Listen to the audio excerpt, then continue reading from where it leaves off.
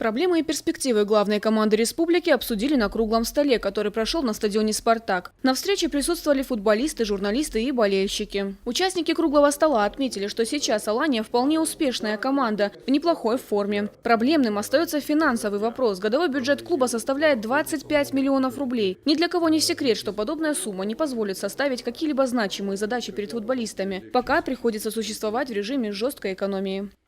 Для нас это очень важно, именно насчет своих качеств, индивидуальных способностей игроков, привить такой стиль игры, который бы отличал нас правильным, так скажем, футболом с точки зрения возможностей каждого из игроков. И каждый должен футболист постараться свои лучшие качества показать именно, так сказать, в командной игре. В этом смысле у нас, я считаю, что достаточно хорошо все получилось. У нас предстоят еще впереди много матчей, где мы должны каждый день, каждый тур доказывать то, что мы становимся лучше, сильнее. Вот это вот наша задача.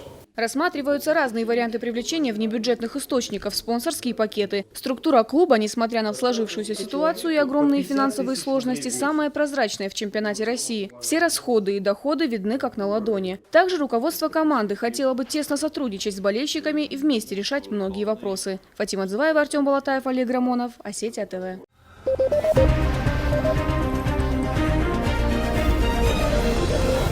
Thank you.